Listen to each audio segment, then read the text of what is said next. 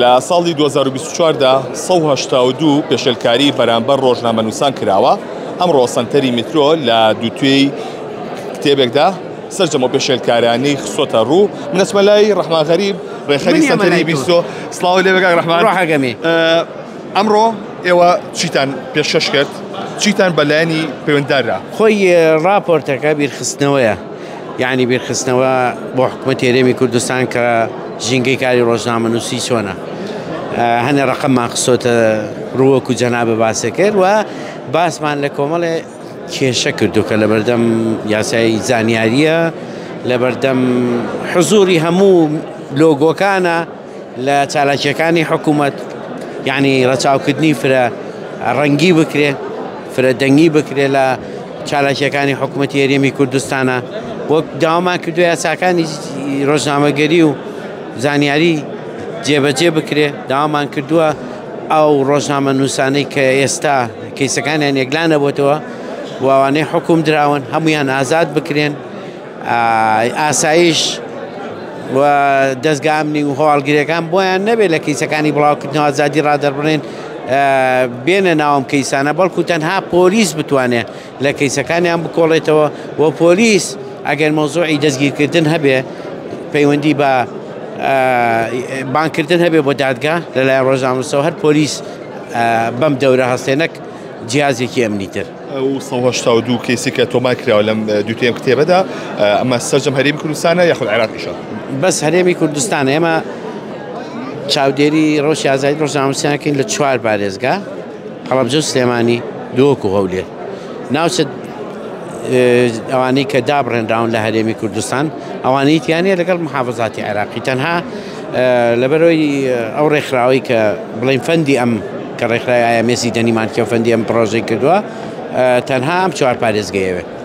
تایبەت بە پێدانی زانیاری کە جیاواز یەکرێت لە پێدانی زانیاریە بە هەندێک لە دەستگاکان لە فەرمانگە حکومیەکان یاخود چەند شوێنێکی دیکە و نادرێت بە هەندێک لایەنی دیکە هەندێک فەرمانگە میدیای دیکە. چیتان کردو بۆی کە ئەم دیاردەیە نەمێنێت؟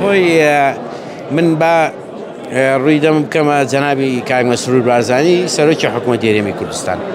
ئەو لە بەرنامە حکوومەتەکەی ئاواز لە محارەبەکردنی گەندەڵیەکە. باشە، تۆ شەریکت ناوێ بۆ دژایەتیکردنی گەندەڵی.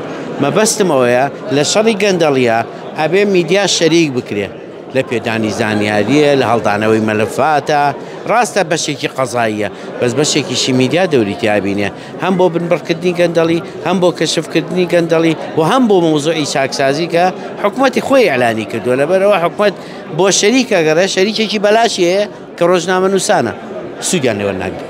تایبەت بە پێشێلکاریەکان بەرامبەر ڕۆژنامەنووسان بەراورد بە ساڵی 2023 ئەمە تا چەندێک زێ کردو یاخود کەمی کردووە؟ ساڵی 22 کەمی کردووە، ساڵی پار لە ساڵ 40 کەمی کردووە. ئەمە باشە، شتی باشە. تۆزە ڕوین بۆی ئیتر چامان لەسەر هەموو ژینگی کاری ڕۆژنامەنووسی، مۆزوعی هەواڵی درۆیە، مۆزوعی ئەم تەکنۆلۆژیا تازەیە کە خۆی کردووە بە ناو کاری میدیایی، مۆزوعی پەروەردەکردنی ڕۆژنامەنووسان و تەدریبکردنیانە، ناردنیانە بۆ دەرەوە، هەموو ئەمانە لە بەرنامەی ئێمەیە. ئەم سەرقاڵیەمان بەوەی ئەم کامێرەی شکاو ئەو دەستگیر کراوە ئەبێ نەمێنێ، ئەبێ ئەم لاپەڕەی هەڵڵینەوە، لاپەڕەیەکی تازە بکەینەوە. ئەم لاپەڕە تازە بۆ بنیادنان و بەهێزکردنی دیموکراسیەتە لە هەرێمی کوردستان. مۆزوع ئەوە نییە ئێمە بمانەوێت تەنها ڕەخنە بگرین، بەڵکو ئێمە ئەمانەی دیموکراسیەت لە هەرێمی کوردستانە بەهێزکرین. پرسیارم لایەنی حکومی تاسە چی پێوتون بۆ نەهێشتنی ئەم پێشێلکاریانە؟ حکومەت دایمە وعودی هەیە، یعنی ئەو بەرپرسانەی کە ئێمە چینە لایەن وعودیان هەیە. بەشێکیان بۆ نمونە ئێمە ئەمڕۆ پێشوازیمان لە بڕیارێکی حکوومەتی هەرێمی کوردستان کرد بە هەڵوەشانەوەی ڕێنمایی ژمارەیەکی وەزارەتی ڕۆشنبیری خۆتانزان چاڵایەکی هەسەر بوو کەمپینمان کێزەتی گویان لێگرتین. پێشوازیمان لە بڕیارەکە کردووە. سلێمان ئەحمەد ئازاد دەکرێت، پێشوازیمان لە بڕیاری دادگا کردووە.